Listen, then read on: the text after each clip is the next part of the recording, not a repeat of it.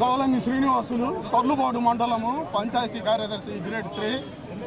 గ్రామంలో సమస్యలలో ప్రధానమైనటువంటిది చెత్త తీసేటువంటిది.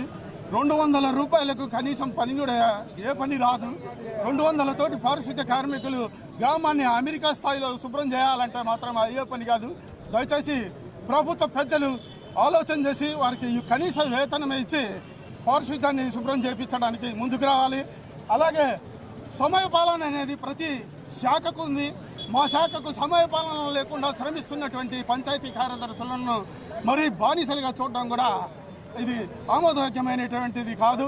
ఇక అనేక రకాల పొద్దున్న 8 గంటల నుంచి 7 గంటల నుంచే టెలికాన్ఫరెన్సులని ఇవన్నీ చేయించడం అనేది కూడా కష్టతరమైన పని. ఇంటికి వెళ్ళే సమయంలో టెలికాన్ఫరెన్సులు పెట్టడం కూడా ఇబ్బందికరమైన పని. అలాగే పిల్లలకు పెద్దలకు అందరికీ ఇంటింటి దగ్గరికి వెళ్ళి సేవలు అందించేటువంటి ఏకైక శ్రామికుడు పంచాయతీ కార్యదర్శి మాత్రమే.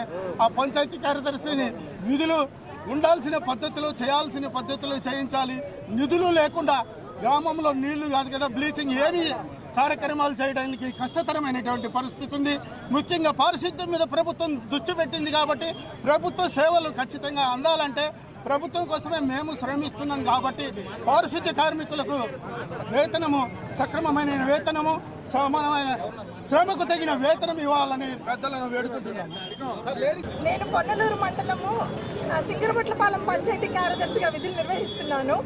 ఈరోజు కార్యదర్శి మీద అనేది చాలా పెద్ద భారం అన్నమాట. పొద్దున 6 గంటలకు లేచి అంతేకాకుండా మాకు క్లాబ్ మిత్రాలని పొద్దున్నే కలెక్ట్ చేయమంటారు. వాళ్ళు ఓన్లీ వాళ్ళకి ఇచ్చే శాలరీ 6,000 రూపాయలు. అది పంచాయతీ నిధుల నుంచి ఇవ్వాల్సి వస్తుంది, 15వ ఆర్థిక సంఘ నిధుల నుంచి. కానీ చాలా పంచాయతీలు మన దగ్గర చిన్న మైనర్ పంచాయతీలే, వాటి ఆదాయ పరిమితులు చాలా తక్కువగా ఉన్నాయి. వీటి నుంచి ఒక 3-2 క్లాబ్ మిత్రాలను పెట్టుకొని మనకు శాలరీ ఇవ్వాలంటే నెలకి 18,000 అవుతుంది. అది పంచాయతీలు భరించలేని పరిస్థితుల్లో కూడా ఉంది. అంతేకాకుండా క్లాబ్ మిత్రాలతో రోజంతా పని చేయించుకుందాము అంటే మాకు పర్ డే 200 రూపీస్ మాత్రమే వస్తున్నాయి. మేము ఈ జీతంతో మేమేం చేయగలము అని వాళ్ళు 1 గంట 2 గంటలో పనిచేసి వాళ్ళ